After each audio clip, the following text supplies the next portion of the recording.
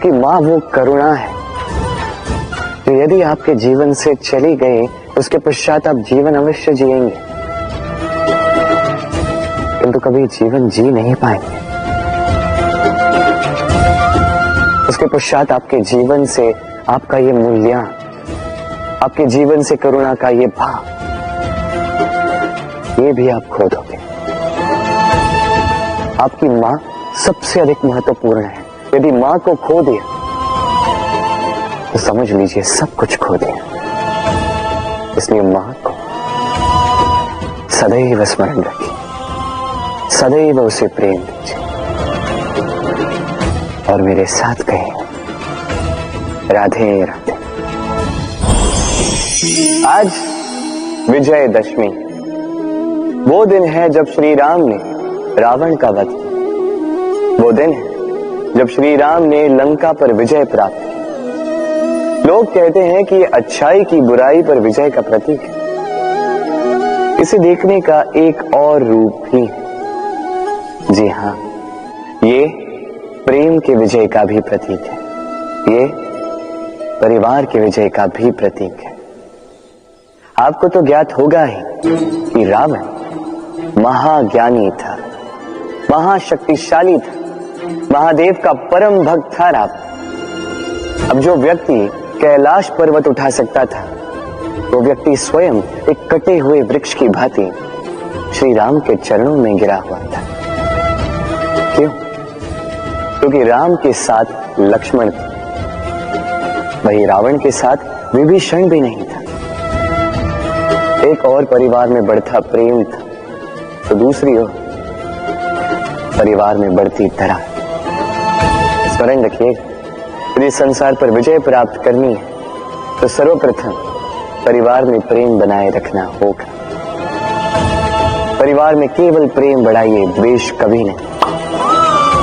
आप सदैव सुखी रहें और जीवन की हर बाधा पर आप विजय प्राप्त करें। राधे राधे। देखिए, कल जो आने वाला है उसके लिए आज को व्यर्थ करना अनुचित है। हमें इस प्रकृति से यही सोच, यही सीख पानी चाहिए। आज का ये क्षण ये कल नहीं आएगा, और कल जो क्षण आने वाला है वो आज को किसी भी प्रकार से प्रभावित नहीं करता। बस इसी सीख को ध्यान में रखते हुए आप सभी निश्चिंत रहिए। जीवन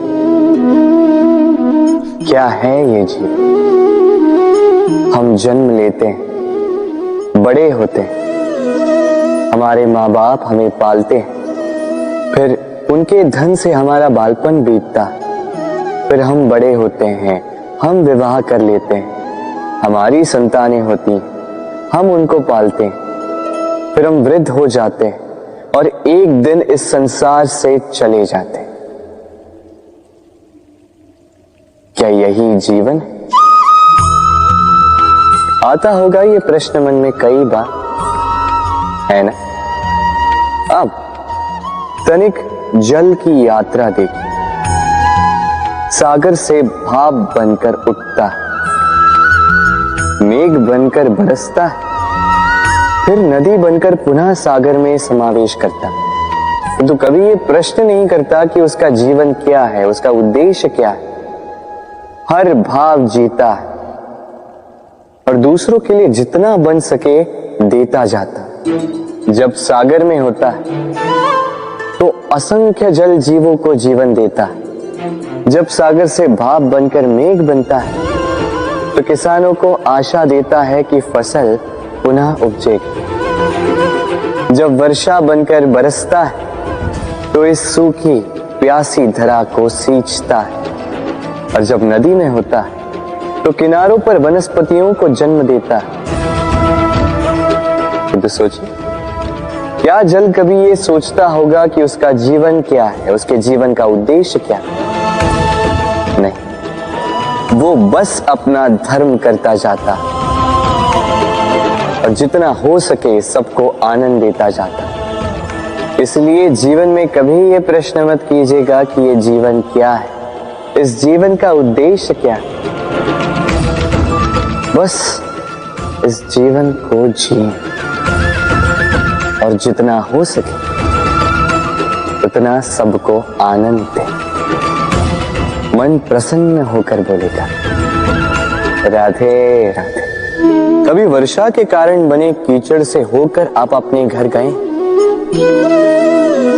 पादुका पहनने के कारण आप उस कीचड़ से तो बच जाते, किंतु उन पादुकाओं द्वारा उड़ने वाली कीचड़ की बूंदें आपके वस्त्रों को मैला कर ही देती।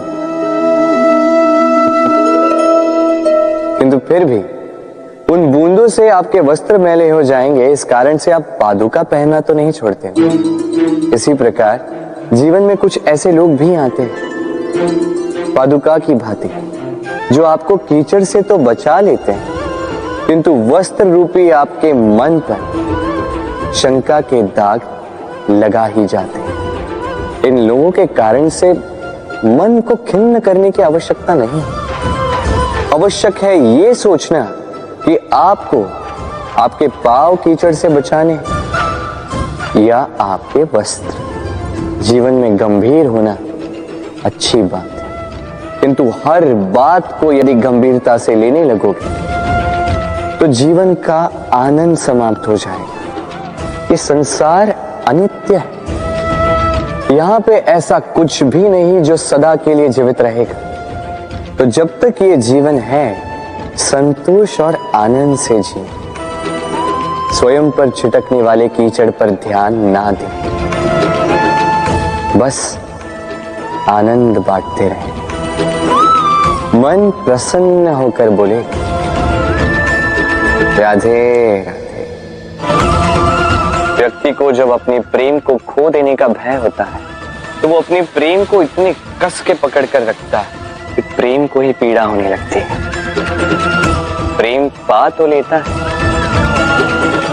किंतु उसे कैसे सहेजना है ये जब उसे नहीं समझ आता, तब वो उस प्रेम पर स्वामित्व पाने का प्रयास करता है और यहीं जन्म लेती है असुरक्षा की ये भावना,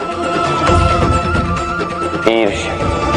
जब एक लंबे वियोग के पश्चात दो प्रेमी एक दूसरे से पुनः मिलते हैं तो सबसे पहला भाव जो उनके मन में आता है वो ये कि कैसे एक क्षण के लिए भी अपने प्रेमी को स्वयं से दूर न जाने दो, कैसे अपने जीवन का एक एक क्षण अपने प्रेमी के साथ बिता। प्रयास ये रहता है दाऊ, इन दो प्रेमियों के मध्य में कोई भी ना आ पाए, और जब ये नहीं हो पाता तब जागती है ईर्ष्या, परीक्षा।